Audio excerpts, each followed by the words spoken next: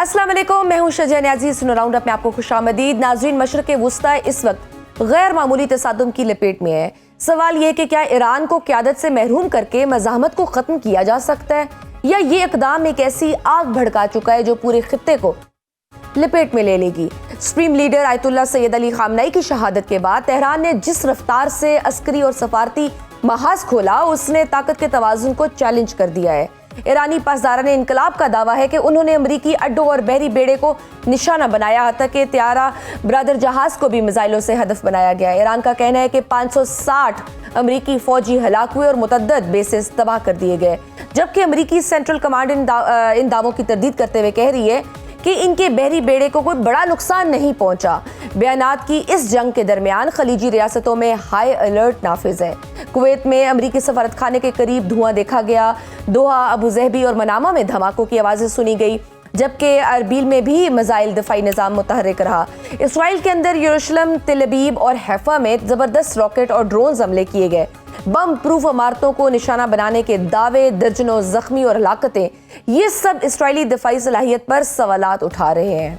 दूसरी जानिब हिजबुल्लाह ने भी इसराइल पर रॉकेट हमलों का ऐलान किया, जिसके बाद लिबनान के दारुल हुकूमत बैरूत में इसराइली जवाबी बमबारी की इतलात सामने आई।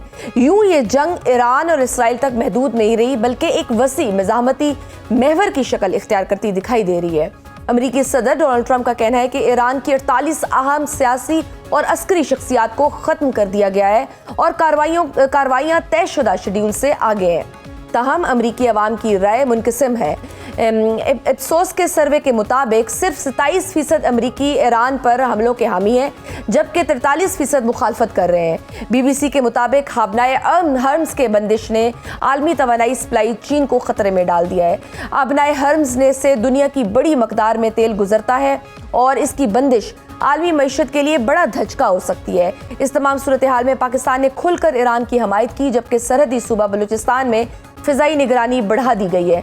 इतलात है कि ईरानी सरहद के करीब इसराइली सरगर्मियों के खदशे पर हाई अलर्ट जारी किया गया। अहम सवाल यह है कि जब पाकिस्तान के लिए एक महाज पहले ही अफगानिस्तान की सरहद पर सिक्योरिटी चैलेंजेस की सूरत खुला हुआ है, तो क्या ईरान पर बढ़ती कशीदगी खित्ते को एक बड़े ब्लॉक की तरफ ले जाएगी? क्या आने वाले दिनों में रूस, तुर्की, ईरान और पाकिस्तान किसी नए इत्तेहाद की सूरत इस जंग में बरह रास्त शामिल हो सकते हैं, या सफारती रास्ता अभी भी खुला है? इस सब पर बात करने के लिए हमारे साथ मौजूद हैं चेयरमैन स्नोबर इंस्टीट्यूट, साबिक सेक्रेटरी खारजा एजाज चौधरी साहब। आपको वेलकम करती हूँ राउंड अप में। एजाज साहब, सबसे पहले ये बताइए कि आयतुल्लाह सैयद अली खामनेई की शहादत के बाद पैदा होने वाली सूरत हाल को सफारती तनाजुर में आप कैसे देखते हैं? क्या ये खित्ते में पावर वैक्यूम पैदा करेगी, या ईरान की रियासती साख्त इसे संभाल लेगी? जी, मेरे ख्याल में ईरान की रियासत इतनी इंस्टीट्यूशनलाइज्ड है कि नई लीडरशिप, नई क़यादत जो है उनकी जगह संभाल लेगी। तो धचका तो ज़रूर है, लेकिन मेरा नहीं ख्याल कि ईरान गवर्नमेंट जो है वो इससे डिस्टेबलाइज होगी।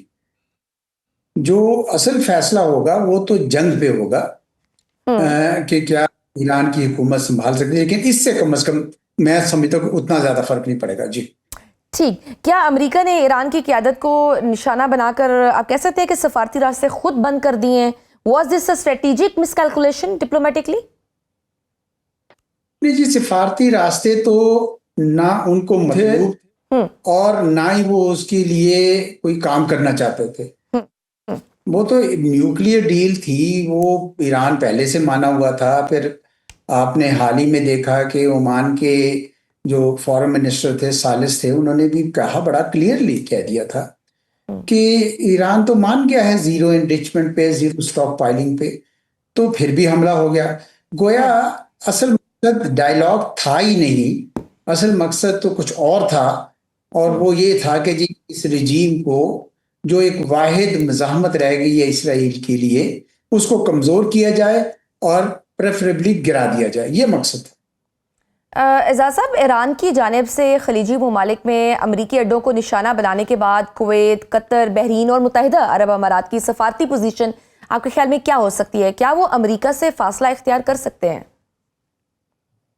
नहीं साहब, क्यों करेंगे वो, बल्कि उल्टा होगा, क्योंकि जो खलीजी रियासतें हैं वो तो ईरान से बहुत खफा हैं कि ईरान ने क्यों उनके ऊपर हमला किया।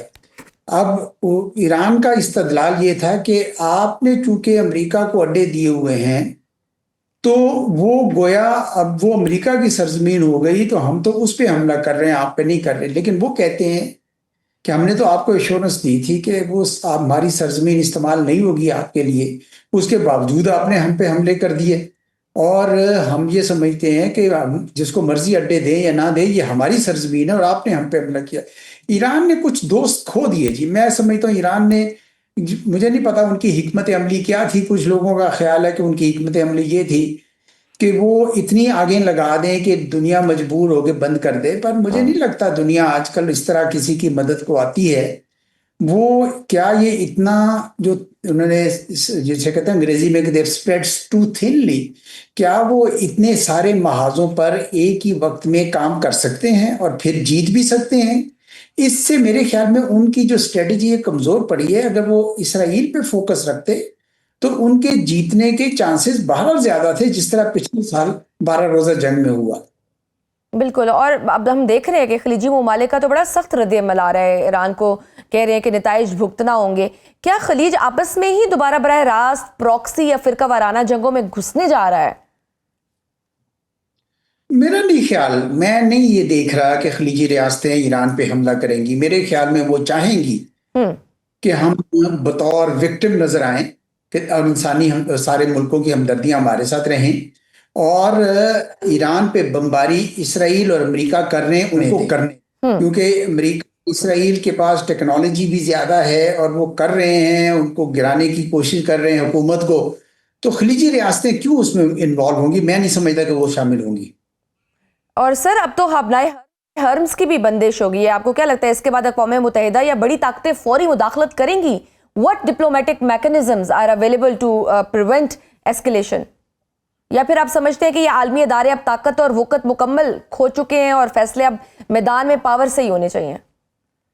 ऐसा ही है जी, ऐसा ही है। कोई बैनुल अक़वामी कानून जो है उसकी कोई पासदारी नहीं, कोई बैनुल अक़वामी इदारा बशमूल अक़वाम मुत्तहिदा के उसकी कोई खास सुनता नहीं है। देखे ना, अमेरिका सबसे बड़ी ताकत है, वही अमेरिका यूनाइटेड नेशंस में भी बैठता है, उसका वो वीटो भी रखता है ताकत, तो वो कहाँ चलने देता है किसी इदारे को। तो अमेरिका इस वक्त तुला हुआ है कि ईरान की जो हुकूमत है उसको गिराना है, क्योंकि इसराइल भी यही चाहता है। तो वो गिराने पे जोर है उनका। मैं तो रजीम चेंज भी यूज नहीं करता लफ्ज, मैं कहता हूँ रजीम कोलैप्स का मकसद था उनका फिलहाल। वो तो दूसरा मरला आएगा कि किसको लगाना है। वो कहते तो हैं हमारे पास कोई साहब हैं जिनको हम अब इंस्टॉल करेंगे, कोई पपेट होगी, लेकिन अभी तो वो सिर्फ उनको गिराना चाहते हैं। और कोई ऐसा इदारा, कोई ऐसा मुल्क नहीं जो बीच में आए। रूस से तवक्को थी, वो उसने कुछ नहीं किया। चीन से तवक्को थी, उसने कुछ नहीं किया। तो इसलिए मुझे लगता है कि ईरान को ये जंग खुद ही लड़नी पड़ेगी। और उसके लिए वो दावे तो बड़े कर रहे हैं और पूरे एतमाद भी नजर आते हैं कि हम लड़ेंगे और इनके दांत खट्टे करेंगे, लेकिन पता नहीं कितने उनके पास मिसाइल हैं, क्या वो कर सकते हैं कि नहीं कर सकते हैं, ये आने वाले 1-2 हफ्ते में पता चल जाएगा। बट सर, जिस तरह अब हिजबुल्लाह की शमूलियत भी बराह रास्त इस जंग में हो गई है, इसके बाद क्या ये तनाज़ा मुकम्मल रीजनल ब्लॉक कन्फ्रंटेशन की तरफ बढ़ सकता है? देखिए, हिजबुल्लाह को पहले ही बहुत कमजोर कर चुके हैं, हमास को भी किया था, हिजबुल्लाह को बहुत कमजोर किया था। तो वो तो ईरान की ही एक्सटेंशन समझे जाते हैं ना। हिजबुल्लाह हो गए या इराकी मिलिशियाज हो गए या सीरिया में जो मिलिशियाज हैं, लेकिन उन पहले ही बहुत कमजोर किया जा चुका है। और ईरान भी अब इस पोजीशन में नहीं है कि उनकी मदद कर सके। पहले तो था ना कि वो अल-असद रजीम होती थी, उनके थ्रू मदद कर देता, अब तो ईरान भी नहीं कर सकता। इसलिए मुझे लगता है कि ये ईरान के पास अपना जो जखीरा है मिसाइल्स का, उसके ऊपर ही आएगा। और कुछ सुना है कि चीन ने सामान दिया, मुझे कोई इसके बारे में मुसद्दका नहीं है इंफॉर्मेशन, लेकिन अगर दिया है तो ये शायद जंग थोड़ी देर तूल पकड़े और उसमें फिर देखूंगा। मैं इसके 2 सिनेरियोज देख रहा हूं, अगर आप चाहें तो मैं बयान कर दूं उनको जी। पहला सिनेरियो तो ये है कि ईरान जो है वो कामयाब हो जाता है इसको तूल देने में, उनके पास खासा जखीरा था। वो अमेरिका के लोग जो हैं, उनके सिपाही, उनके लोग मरना शुरू हो जाते हैं, बॉडी बैग्स जाना शुरू हो जाते हैं, अमेरिका पे दबाव पड़ जाता है और वो ये कहते हैं कि जंग रोकी जाए, और यही चीज इसराइल के अंदर भी अगर वो कर लेते हैं। दूसरा सिनेरियो ये है कि ईरान उस तरह का उनको नुकसान नहीं पहुंचा पाता और ईरान के ऊपर जो है वो उसका जखीरा खत्म हो जाता है, तो फिर ईरान के पास जो है कोई चॉइस नहीं रहेगी, वहां पे एक फसाद, एक बहुत बड़ा यानी अफरा तफरी वहां पे आ जाएगी। तो ये दो सिनेरियो। जी जी, और ऑब्वियसली जिस तरह से एक्सपेक्ट कर रहे थे कि चीन और रूस इसमें किरदार अदा करेंगे, वो नहीं कर सके। पसे पर्दा आपने कहा कि कुछ सपोर्ट मिल रही है उनको दिफाई, तो आप आगे चल के क्या उनकी कोई रोल देख रहे हैं ईरान और रूस का कहीं ना कहीं किसी पॉइंट पर? नहीं, किसी देखिए, रूस तो यूक्रेन की जंग में बुरी तरह मुलव्वस है। वो थोड़ा बहुत मदद तो कर देगा लेकिन को खास नहीं कर सकता। वो तो सीरिया की जब गवर्नमेंट गिर रही थी, वहां 2 अड्डे थे इनके रूस के, वो नहीं कर सके। जहां तक चीन का ताल्लुक है, चीन अपने टाइम टेबल पर चल रहा है। वो इस वक्त उसको ज्यादा दोस्तियां नहीं मरगूब। चीन को तो इस वक्त इस्तेहकाम चाहिए, स्टेबिलिटी चाहिए, और चीन इसलिए किसी जंग में मुलव्वस नहीं हो रहा, और इस वजह से मैं उसको होता देख नहीं रहा। ये ईरान ने अपने बलबूते पर जितना अमेरिका और इसराइल का नुकसान कर सकता है वो कर दे तो कर दे, और मुझे लगता है कि ईरान के लिए खासा बड़ा चैलेंज आ गया है। सर, अमेरिका को तो अपने ही मुल्क के अंदर से भी इस हमले की हमायत नहीं थी। अभी इप्सोस का एक सर्वे आया है जिसमें बताया गया कि 27% अफराद ने अमेरिकी हमलों की हमायत की और 43% ने मुखालफत की है। क्या अमेरिका मुकम्मल तौर पर इसराइल के दबाव में है जो इस तरह का हमला कर बैठा? यानी Israel is the one who is pulling the strings. बिल्कुल बिल्कुल, इसमें तो कोई शक ही नहीं होना चाहिए। इसराइल इज द वन, और अमेरिका इतना बेहोल्डन है इसराइल को, बदकिस्मती से। और आपने सुनी होगी, जेफरी सैक्स बहुत अच्छा बोलते हैं, जॉन मार्क शामर बोलते हैं। जॉन मार्क शामर ने तो किताब भी लिखी हुई है, ज्यूइश लॉबी जो है वो इतनी मजबूत है, और भी कई लोग जो हैं इसका इजहार करते रहते हैं। और अब आज रात मेरे ख्याल में उन्होंने कांग्रेस में प्रेजेंटेशन देनी है, सेक्रेटरी ऑफ स्टेट ने और सेक्रेटरी, क्योंकि कांग्रेस के जो कवानीन है उसकी भी खिलाफ वर्जी हुई है। जंग उनसे पूछ के की जाती है, ये तो इन्होंने खुद ही जंग सारी छेड़ दी। तो इस वजह से डोनाल्ड ट्रंप साहब की जो पॉपुलैरिटी है वो गिर गई है। लेकिन उनके ज़हन में ये था कि भाई मैं आया तो ये था कि मैं जंगें नहीं करवाऊंगा, लेकिन माजी में जो रिपब्लिकन सदर ने जंग करी और जंग जीती, वो जीत गया इलेक्शन। तो अब जब मिड टर्म इलेक्शन में अगर वो हार जाते हैं तो वो उनके लिए, उनकी पार्टी के लिए काबिल कबूल नहीं है। चुनाचे उन्होंने सोचा कि अगर हम जंग करके ईरान को हरा दें, किसी तरीके से उनकी गवर्नमेंट गिरा दें, तो हम ये डिक्लेयर करें मैंने वो कर दिया जो पहले कोई नहीं कर सका, और उस तरह उनको मिड टर्म इलेक्शन में दोबारा मकबूलियत हो जाए। जी। और माजी में वो बराक ओबामा और बाकी प्रेसिडेंट्स पे भी ये लगाते हैं इल्जाम कि वो ईरान के साथ मे बी वो जंग कर लें सो दैट कि वो इलेक्शंस जीत जाएं। वो उनकी कुछ ट्वीट्स भी सामने आई थी डोनाल्ड ट्रंप की। सर, पाकिस्तान सफारती सतह पर तो खुलकर ईरान को सपोर्ट कर रहा है, उसकी वजह हमारा बॉर्डर का साथ होना भी है। लेकिन अगर इसराइल और अमेरिका ये जंग नहीं रोकते तो पाकिस्तान को किस तरह इस मामले को डील करना चाहिए? क्योंकि अफगानिस्तान में हम पहले ही जंग में हैं, अब ईरान बॉर्डर की सिक्योरिटी का चैलेंज होगा, तो कैसे मामला आगे बढ़ेंगे? मजम्मत से ज्यादा तो पाकिस्तान कुछ नहीं कर सकता जी। जब हमारी जंग हो रही थी भारत के साथ, तो क्या ईरान हमारी जंग में शरीक हुआ था? कोई नहीं होता जी, कोई किसी की जंग में नहीं जाता। पाकिस्तान को जज्बाती नहीं होना चाहिए।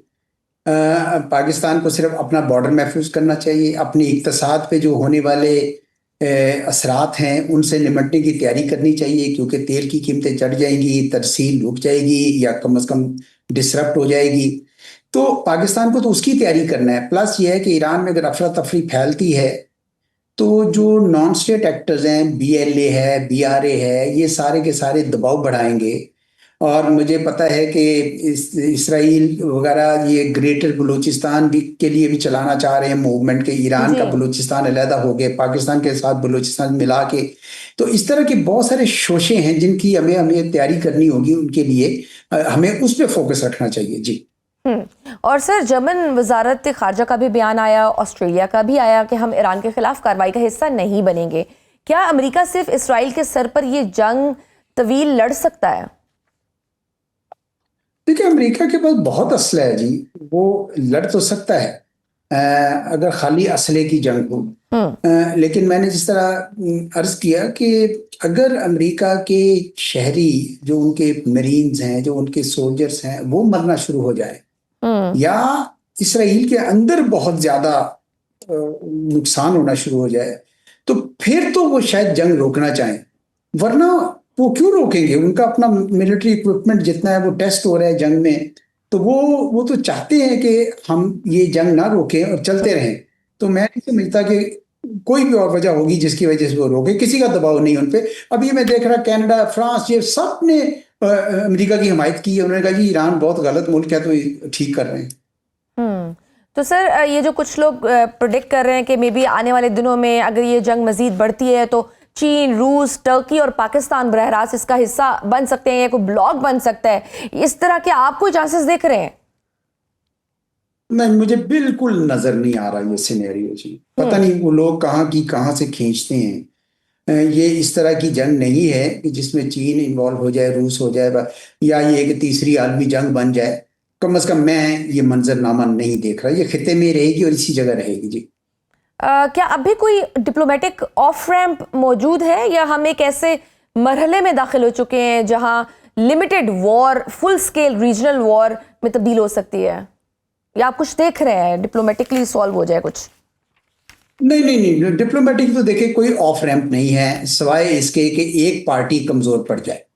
या तो ईरान कमजोर पड़ जाए, या अगर इन्होंने डिप्लोमेटिकली करना होता तो ये कब के कर चुके होते।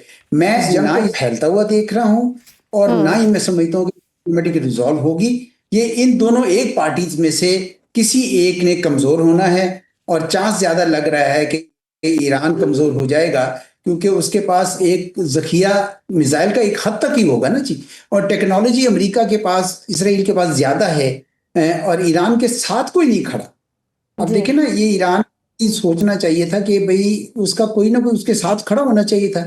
चे जाएगा, उन्होंने तो गल्फ रियासतों पे भी हमला कर दिया। अब अगर कोई इनका साथ देता भी तो नहीं दे रहा, तो ये मेरे ख्याल में सफारती हिकमत अमली भी कोई ज्यादा ऐसी अच्छी नहीं थी कि कोई उनके साथ खड़ा होता जी। बिल्कुल ठीक, बहुत शुक्रिया एजाज चौधरी साहब, ग्लोबल इंस्टीट्यूट, साबिक सेक्रेटरी खारजा, हमारे साथ मौजूद थे। नाज़रीन, गुफ्तगू आपने सुनी। वक्त है छोटी सी ब्रेक का, देखते रहिए Suno round up. Welcome back to Suno round up. Program के इस सेगमेंट में हमारे साथ मौजूद हैं माहिर आलमी दफाई उमूर डॉक्टर मारिया सुल्तान। आपको वेलकम करती हूँ सुनो राउंड अप में। मारिया साहबा, सबसे पहले तो मैं जानना चाहूंगी कि क्या आप समझती हैं कि आयतुल्लाह सैयद अली खामनाई की शहादत के बाद ईरान का फौरी और भरपूर अस्करी रद्द-ए-अमल एक्सपेक्टेड था, या ये एस्केलेशन बियॉन्ड कैलकुलेशन है? देखें, एक बात तो ये है कि दोनों साइड्स ने मिसकैलकुलेट किया। ईरानियन साइड ने इसलिए मिसकैलकुलेट किया कि जो प्रीएम्प्टिव स्ट्राइक हुई है उनकी तरफ से, शायद इतना बड़ा नुकसान आप शायद इतनी जल्दी फैक्टर नहीं कर रहे थे। लेकिन इसके साथ साथ जो अमरीकियों के लिए और जो उनके एलाइज हैं, बिलखसूस इजराइल के लिए और यूएई के लिए, उनके लिए ये कैलकुलेशन बियॉन्ड मेयर है। उनका ख्याल ये था कि ये डीकैपिटेटिंग स्ट्राइक के बाद ईरान के अंदर उनके पास कोई रद्द-ए-अमल नहीं आएगा। लेकिन जो चीज़ नज़र आ रही है वो ये कि ईरान ने ना सिर्फ उनकी सीनियर लीडरशिप ने डेलीगेशन की थी, लेकिन ये एक भरपूर और बहुत वसी अस्करी रिस्पॉन्स है जो इतनी जल्दी रुकेगा नहीं। बिल्कुल, ईरान तो ये दावा कर रहा है कि उसने 560 अमरीकी फौजी हलाक किए और अमरीकी बहरी बेड़े को निशाना बनाया, जबकि अमरीकी सेंट्रल कमांड इसकी तस्दीद तो कर रही है, साथ में ये भी कह रही है कि बड़ा नुकसान नहीं हुआ, जिसका मतलब ये कि नुकसान तो फिर हुआ है। क्या अमरीकी फौजियों का मारे जाना इस जंग को मजीद खतरनाक नहीं बना देगा? देखिए, खतरनाक तो बनाएगा, लेकिन जब आप जंग में जाते हैं तो नुकसानात के लिए आपको ज़हनी तौर पे तैयार रहना चाहिए। ये बात दुरुस्त है कि अमेरिका के लिए जानी नुकसान जो है बहुत बड़ा है, क्योंकि इस वक्त ये भी खबरें आ रही हैं कि इराक के अंदर जो अमरीकी बेस है, उस सबसे बड़ी जो अमरीकी बेस है उसके ऊपर भी हमला हुआ है। इसके अलावा जो नेवल जो इनके एसेट्स हैं उसके ऊपर भी हमला हुआ है। अगरचे वो हमला वो समझ रहे हैं कि वो इतना कामयाब नहीं हुआ, लेकिन जो इसमें मुश्किल की बात है वो दो हैं। एक तो ये कि ये जो बेड़ा है इसके साथ डिस्ट्रॉयर्स होते हैं। ये जो डिस्ट्रॉयर्स है इनको वापस असलहा लगाने के लिए वापस जो है किसी ना किसी अमेरिकन बेस पे पहुंचना है, और अगर मशरक़ वस्ता की सारी बेसिस जो है उनकी पास नहीं है, यानी कि जबल अली भी और ओमान की क्या कहते हैं बहरीन की बेस भी उनके पास अवेलेबल नहीं है, तो फिर इनको डीगो ग्राशिया जाना पड़ेगा। और डीगो ग्राशिया तकरीबन 3.5 दिन की मसाफत के ऊपर है अगर वहाँ से वो रीइंफोर्स होते हैं, और अगर नहीं होते हैं हैं तो फिर जाहिर है जो भी इनके पास वेपन्स हैं जो तकरीबन 96 होंगे तो वो भी इम्पैक्ट करेंगे कि वो किस तरह अपनी जो है मैनूवर्स को आगे लेके जाते हैं। दूसरी जो इशू है, जो सबसे बड़ा चैलेंज है, वो ये है कि जो अमेरिकन ये जो बैरी बेरर हैं, अब्राहम लिंकन, इसके बारे में ये कहा जाता है दफ़ाई एतबार से कि ये अनट्रेसेबल है।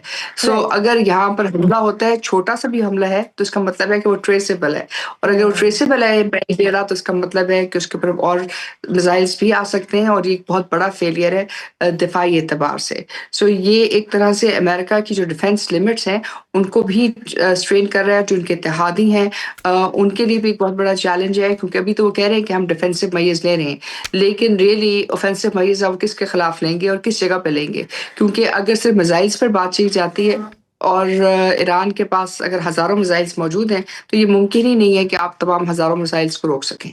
राइट और सदर डोनाल्ड ट्रंप का जो कहना है कि 48 ईरानी रहनुमा ख़त्म कर दिए गए, क्या ईरान जैसे निज़ाम में जहां नज़रियाती मामलात के तहत लोग जुड़े हुए हैं, वहां लीडरशिप टारगेटिंग वाकई जंग का रुख बदल सकती है, या ईरान में इसका कोई फ़र्क नहीं पड़ेगा? देखिए, फ़र्क तो पड़ता है, इसमें तो कोई शक नहीं है कि आपकी अगर लीडरशिप डिकैपिटेट होती है तो फ़र्क पड़ता है। लेकिन जो आप कह रही हैं वो भी दुरुस्त है, क्योंकि ईरान जो है एक नज़रियाती मुल्क है, और ईरान लिबिया की तरह या इराक की तरह नहीं है कि वहाँ लीडरशिप के गिरने से पूरा मुल्क जो है कोलैप्स कर गया है। महज़ इस वक़्त जो हम जंग की बात कर रहे हैं वो इस बात की वाज़ेह अक्कासी है कि जो मिलिट्री और जो डेलीगेशन है वो हमें अभी तक पता नहीं है कि असल ताकत का मरकज़ किधर है, और अगर है और वो कितनी तनदही से आगे काम करे। इसका मतलब ये है कि जो वॉर प्लान्स थे दोनों साइड्स जो है जंग की तैयारी कर रही थी। ये नहीं है कि सिर्फ अमेरिका जंग की तैयारी कर रहा था कि इज़राइल, लेकिन ईरान भी बड़ी तनदही से जो है जंग की तैयारी भी कर रहा था, और उसकी जो मिसाइल कैपेबिलिटी वो पहले से बेहतर है। इसके अलावा जो शाहिद उनके पास ड्रोन्स हैं जो इस वक्त मुख्तलिफ बिल्डिंग्स में लग रहे हैं, यूएई में, कतर में, कुवैत में, यूएई के एयरपोर्ट के ऊपर भी जैसे लगे हैं, ये इस बात की वजाहत है कि ये जो कामाकाजी ड्रोन्स हैं इनको रोकना या इनसे संभलना जो है मुश्किल होगा। लाइक अगर ये सिर्फ 10,000 मतलब अगर 2,000 या 10,000 स्मॉल ड्रोन्स भी अगर चले जाते हैं तो अमेरिकन बैरी बेरर जो है डूब सकता है। राइट और आपके ख्याल में अमेरिका को इस बात का अंदाजा था कि वो रजीम चेंज के नाम पर जो करना चाह रहा है और जो समझ रहा था ईरान इंटरनल कोलैप्स की तरफ जाएगा, लेकिन क्या वो इस सोसाइटल रेजिलियंस को अंडर एस्टिमेट कर बैठा है, या इस बार वाकई ये कोई अनएक्सपेक्टेड था? मेरे ख्याल से अंडर एस्टिमेट कर बैठा है, और इस बात के ऊपर भी कि तकरीबन 50 लाख से ज़ायद जो है पाकिस्तान है, तो इसका मतलब ये है कि इन सारों को डिसबैंड करना इतना आसान नहीं होगा। और एक बात जो ये भूल गए वो ये कि ईरान ने तकरीबन 10 साल ईरान इराक की जंग लड़ी, तो इसका मतलब है ये एक ऐसा मुल्क है जिसके पास वॉर रेजिलियंस है, और वॉर रेजिलियंस बहुत अरसे तक है। अगरचे इराक ने भी ये किया था, लेकिन इराक को बड़ी हद तक मावनत हासिल थी अमेरिका की, बाकी एलाइज की, जबकि ईरान को इसके मद्दे मुकाबिल नहीं थी। और ईरान की जो सिस्टम्स हैं उन्होंने बहुत वो रोबस्ट हो गए हैं, और उसके अलावा जो सैंक्शंस लगती रही हैं ईरान के ऊपर, बिलखसूस अमेरिका की तरफ से इनफरादी जो सैंक्शंस लगी हैं, तकरीबन 19,000 से ज़ायद सैंक्शंस उनको लगी हैं, तो उससे भी एक बहुत बड़ा इम्पैक्ट क्रिएट हुआ है। राइट डॉक्टर साहबा, अभी अली खामनाई के बाद जिन 5 अफराद को अगला सुप्रीम लीडर बनाए जाने का इम्कान है उसमें मुश्तबा खामनाई हैं, अली लारिजानी हैं, आयतुल्ला अली इराफी वगैरह शामिल हैं। ये वो तमाम लोग हैं जो खामनाई साहब से ज़्यादा हार्ड लाइनर हैं। तो क्या हम ये समझें कि अब ये जंग बाकायदा जब तक किसी नतीजा खेज हालात की जानिब नहीं पहुँचती उसके रुकने के कोई आसार नहीं है? देखिए, 2 ही सूरतें हैं, या तो ये जंग किसी जगह पे पहुंचेगी या नेगोशिएशंस के लिए बातचीत होगी, क्योंकि जब तक ये होती नहीं है तब तक ये मुमकिन नहीं है कि आप जंग का रुख रोक सकें। ठीक, और अबनाए हर्म्स की बंदिश आलमी मईशत के लिए कितना बड़ा स्ट्रेटेजिक हथियार है, क्योंकि if Hormuz remains closed for weeks what happens to global energy security? क्या यूरोप समेत खलीजी ममालिक का अमेरिका पर दबाव आ सकता है कि अमेरिका इसराइल बैकफुट पर जाए? देखिए, बहुत ज़्यादा आ सकता है, क्योंकि स्ट्रेट ऑफ हॉर्मुज़ के बंद होने से जो स्टैटिस्टिक्स हैं वो कुछ इस तरह हैं। चीन के पास 13% जो है उनका जो तेल है वो ईरान से आता है और तकरीबन 60% उनकी जो तेल की ज़रूरत है वो स्ट्रेट ऑफ हॉर्मुज़ से पूरी होती है। जापान की तकरीबन 90%, इसी तरह जो हिंदुस्तान है उसकी तकरीबन 60% और पाकिस्तान की भी तकरीबन 90%। लेकिन अगर हम ईरान के बिल्कुल साथ हैं ज़मीनी तौर पे, तो हमारी भी इम्प्लिकेशन डिफरेंट तरीके से है। इसके अलावा जो सबसे बड़ी इम्प्लिकेशन आती है ईरान के तेल बंद करने या स्ट्रेट ऑफ हॉर्मुज़ के तेल बंद करने पे, वो आती है सऊदी अरेबिया की। क्योंकि सऊदी अरेबिया जो है दुनिया में जो तेल दे रहा है वो तकरीबन 70 से 80% जो है तेल की जो डिमांड है वो पूरी करता है इस एरिया में। जी। लेकिन जो स्ट्रेट ऑफ हॉर्मुज़ से वो दुबई की पोर्ट के थ्रू ये भेजता है। सो अगर यहाँ से बंद होती है तो इसका मतलब ये है कि मेजर डिस्ट्रप्शंस रहेंगी ऑयल सप्लाई रूट्स के अंदर, और इसके अलावा ऑयल प्राइसेस के अंदर भी मेजर इम्पैक्ट आएगा। हाँ, इसका एक फ़ायदा जो है स्ट्रेट ऑफ हॉर्मुज़ को बंद करने का वो अमेरिका को होगा, क्योंकि ज़ाहिर है जो ऑयल है, ऑयल की जो खरीद और फरोख्त है वो डॉलर के साथ मुंसलिक है। सो अगर आपके पास इतना प्रेशर आता है तो ज़ाहिर है इसका जो डायरेक्ट फ़ायदा है वो अमेरिका को होगा, क्योंकि अमेरिका को सिर्फ 2.4% यहाँ से तेल जाता है, बाकी सारी दुनिया को तेल जाता है। लेकिन इसका जो फ्लिप साइड है वो ये है कि बाकी सारी दुनिया जो है ज़ाहिर है इस पे बहुत ज़्यादा अमेरिका पे प्रेशर डालेगी, इज़राइल पे प्रेशर डालेगी कि वो या तो जंग बंद या किसी हल की तरफ जाएं। और आपको लगता है कि इस सब में नेटो या अमेरिका बराह रास्त नेवल इंटरवेंशन करेगा? देखिए, सी वॉर तो हो चुकी है, मतलब शुरुआत तो हो चुकी है इसमें। अब मसला दरअसल ये है कि सिर्फ 33 किलोमीटर का इलाका है जो बिल्कुल ईरान, यूएई के इनके सामने से गुजरता है। 33 किलोमीटर का मतलब ये है कि ये इतनी तंग जगह है कि अगर आप यहाँ पे किसी भी किस्म की जंग करेंगे समुद्री, तो सारी दुनिया की तिजारत, सारी दुनिया की जो तेल की तिजारत, आम तिजारत, सब कुछ रुक सकता है।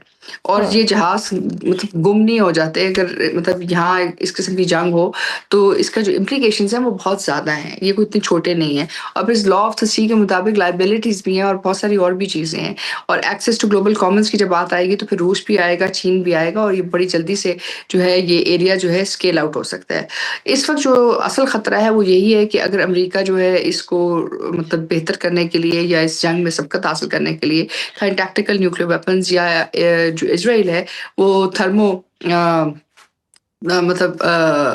वेपन्स इस्तेमाल ना करे, बिकॉज़ उसके अंदर अगर वो करते हैं थर्मो फ्यूजन वेपन्स इस्तेमाल करते हैं तो फिर आपके लिए चैलेंजेस हो सकते हैं ईरान के लिए। लेकिन बहरहाल ये हकीकतें हैं जिसके तहत ये जंग लड़ी जा रही है। ठीक, नाज़रीन वक्त है छोटी सी ब्रेक का, देखते रहिए Suno round up. Welcome back to Suno round up. Israel के शहरों यरूशलेम, तेल अवीव या हैफा पर हमले, क्या ये इसराइली आयरन डोम नैरेटिव को चैलेंज कर रहे हैं? और हिजबुल्लाह की शमूलियत के बाद क्या ये कॉन्फ्लिक्ट अब मल्टी फ्रंट वॉर बन चुका है? What are the risks of a northern front fully opening? देखिए, फुल ओपनिंग तो हो चुकी है, 3-4 जगहों पे तो जंगें चल रही हैं इस वक़्त। यूएई में चल रही है, अमेरिका के ऊपर है, इसके अलावा मतलब 7 ममालिक के ऊपर ईरान ने हमला किया था ना, जिसमें बहरीन, जॉर्डन, यूएई, ये तमाम ममालिक शामिल थे। और कतर और रियाद के अंदर भी कुछ जो अमेरिकन बेसेस हैं उसके ऊपर। असल मसला इस वक्त अमेरिकन बेसेस का नहीं है, असल मसला ये है कि क्या इस जंग के बाद अमेरिका इस खित्ते में रह सकेगा या नहीं, क्योंकि जो सूरत हाल नजर आ रही है उसके मुताबिक तो ये लग रहा है कि शायद मुस्तकबिल में शायद अमेरिका के लिए यहाँ रहना मुश्किल हो जाएगा, क्योंकि जो इम्प्लीकेशंस हैं वो इस बात की नहीं है कि दुबई के ऊपर शाहिद ड्रोन से हमला हुआ, ये डेब्रीज गिरी। फैक्ट ये है कि बुर्ज अल अरब से लेकर दुबई एयरपोर्ट से लेके जो मुख्तलिफ उनकी जो बेसिस हैं उन सब के ऊपर जो है हमले भी हुए हैं और वो हमले कामयाब भी हुए हैं। और इसके साथ साथ अमेरिका ने जो अहदाफ दिए थे वो बहुत ज़्यादा थे। उन्होंने कहा जी हम रजीम चेंज चाहते हैं, हम ईरान के बैलिस्टिक मिसाइल्स ख़त्म करना चाहते हैं, हम ईरान का एटमी प्रोग्राम ख़त्म करना चाहते हैं, हम ईरान के गैर रवायती अनासर ख़त्म करना चाहते हैं। यानी कि अगर आप उनकी लिस्ट देखें तो वो लिस्ट 1 दिन की या 2 दिन की नहीं है, वो एक लिस्ट ऐसी है जैसे कि आप पूरा के पूरे ईरान को जड़ों से ख़त्म करके उनकी जगह किसी और को खड़ा करना चाहते हैं। ये मुमकिन नहीं है। और इसमें सबसे बड़ा जो फॉल्ट है इस सारी सिचुएशन में कि ईरान के मद्दे मुकाबिल ना अमेरिका के पास ना इजराइल के पास कोई ग्राउंड फोर्सेस नहीं है। और जिस भी चीज़ का वो एक्सपेक्ट कर रहे थे वो ये था कि ईरान के अंदर जो एक रेवोल्यूशन आएगी और वो रेवोल्यूशन जो है खुद ब खुद इनको उस जगह पे पहुंचा देगी कि जहाँ रजीम चेंज हो जाएगा। वो तो रेवोल्यूशन तो आई है ईरान के अंदर, ईरान में रेवोल्यूशन तो आई है, लेकिन रेवोल्यूशन हम सब ने देखी है। जो खamenei साहब की नमाज जनाजा थी, उसमें हजारों लोग रजीम के साथ खड़े हुए नजर आए हैं, रजीम के खिलाफ खड़े हुए नजर नहीं आए हैं। अगर जब वेस्टर्न मीडिया देखें तो वहाँ उन्होंने कुछ खवातीन भी दिखाई हैं, कुछ लोगों को भी दिखाया कि वो सेलिब्रेट सेलिब्रेट करते कर रहे हुए, हैं। हाँ, लेकिन इट्स स्क्रिप्टेड। जो मैसेज हैं, मैसेज इनके साथ खड़ी हुई नजर नहीं आ रही। बिल्कुल सही। और हम ये भी देख रहे हैं कि सऊदिया, यूएई, बहरीन जैसे ममालिक अब खुलकर अमेरिका की सपोर्ट में नजर आ रहे हैं, और यूएई ने तो ईरान से सफारती ताल्लुकात भी खत्म कर दिए हैं। और क्या ईरान का यूं तमाम ममालिक पर हमला किसी तौर पर हक के दिफा वाली सूरत हाल में आता है? क्योंकि अभी अब कहते हैं कि शायद आने वाले दिनों में अमेरिका के लिए मुश्किल हो जाएगा, बट यहाँ तो फुल सपोर्ट नजर आ रही है। नहीं, ऐसे नहीं है। देखें, जो यूएई है, यूएई, इजराइल और अमेरिका एक दूसरे के सिक्योरिटी और डिफेंस पार्टनर्स हैं, इसलिए यूएई का ये कहना तो समझ आती है। लेकिन जो कतर के ऊपर इजराइल का अटैक हुआ था, उसकी वजह से ये जो पहली दफा अमेरिका को ये जंग खुद लड़नी पड़ रही है। जीसीसी इस वक्त चुप है। जीसीसी ने ये कहा है कि इजराइल भी ईरान के ऊपर हमले ना करे। ये भी कहा है कि कोई एटमी हथियार भी ईरान के खिलाफ ना इस्तेमाल हो, जिसमें सऊदी अरेबिया ने भी कहा है, कतर ने भी कहा है। इसका मतलब ये है कि पहली दफा जो कतर पे अटैक हुआ, उन्होंने क्या कहा? उन्होंने कहा जी ये अटैक कतर पे था, इसराइल का, अमेरिकन बेसिस पे नहीं था, क्योंकि हमारे जो अहदाफ हैं वो मुख्तलिफ हैं, और क्योंकि ये हमारे पे अटैक नहीं था और इसमें हमारी मुशावरत नहीं है इस कॉन्सेप्ट की, तो इसलिए हम इसको कतर पर अटैक समझ रहे हैं। अमेरिका के लिए कोई पाबंदी नहीं थी कि वो कतर का दिफा करता। इसलिए इस वक्त जब ईरान ने तमाम अमेरिकन बेसिस के ऊपर अटैक किया है, तो तमाम जो गल्फ कंट्रीज हैं उन्होंने कहा है कि जी कोई जो हवाई फ़ज़ाई हदूद हैं वो इस्तेमाल नहीं होंगी। और जो सबसे हैरानकुन बात है, जो KC-35 के मुताबिक इसको इन्होंने इस्तेमाल किया अमेरिकियों ने इजराइल से उड़ाकर और यहाँ तक पहुँचने में, यानी कि एयर टू एयर फ्यूलिंग के तहत ही तमाम जो है अटैक्स हुए हैं ईरान के ऊपर। ये एक छोटी चीज़ नहीं है। इसका मतलब ये है कि अमेरिका के लिए मिलिट्री ऑपरेशंस को सस्टेन करना, या इजराइल को मिलिट्री ऑपरेशंस को 1500 किलोमीटर दूर से सस्टेन करना, इसका एक अपना चैलेंज है, और वो चैलेंज जो है वो कॉन्सिक्वेंशियल होता है। ठीक।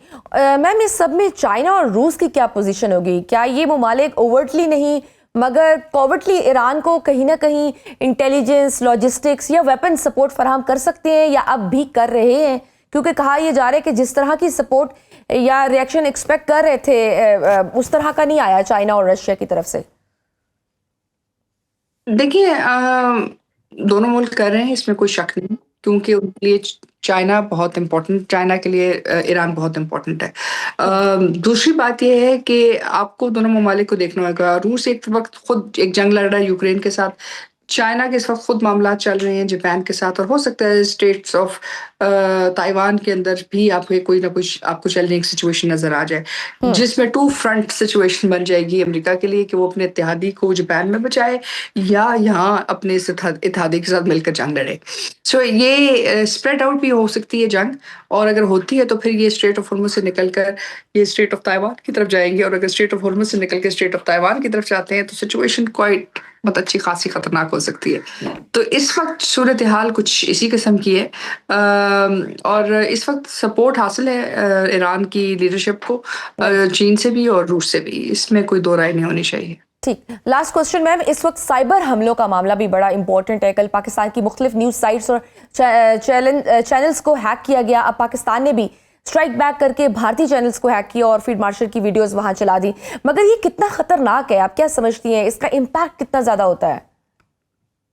ये इम्पैक्ट तो होता है, और इस वक्त हमें समझने की ज़रूरत है कि पाकिस्तान पे जो हमला हुआ वो भी इसका एक शाखसाना था, क्योंकि जो हमला देखें जो पाकिस्तान के ऊपर हुए दहशतगर्दी के, उसमें शिया सुन्नी फसाद को जो है एक तरह जड़ पकड़ने की कोशिश की गई, ताकि जो हमला अफगानिस्तान की तरफ से किया गया वो आपके इमाम बारगाह पे किया गया, उसके बाद आपकी मतलब लसानी मतलब जो भी आपकी फॉल्ट लाइन से उनको एक्टिवेट करने की, और उसके अलावा जो 33,000 दहशतगर्द वहाँ मौजूद हैं उनका कोई बराह रास्त और कोई काम नहीं है, बजाय सवाए इसके कि उन्होंने ये एक तरह से काउंटर एक्ट करना था ईरान की नॉन स्टेट एक्टर्स को, यानी कि जो उनके गैर रवायती अनासर हैं उनको उनके मद्दे मुकाबल खड़ा होना था। तो इस वक्त जो सबसे बड़ा हैंडीकैप आ रहा है वो ये है कि ग्राउंड फोर्सेस उस तरह मौजूद नहीं जितना वो सोच रहे थे। ठीक, बहुत शुक्रिया डॉक्टर मारिया सुल्तान, माहिर आलमी दफाई अमूर हमारे साथ मौजूद थी। नाज़रीन, गुफ्तगू आपने सुनी। आज के प्रोग्राम में बस इतना ही, इजाज़त दीजिए, अल्लाह हाफ़िज़। है।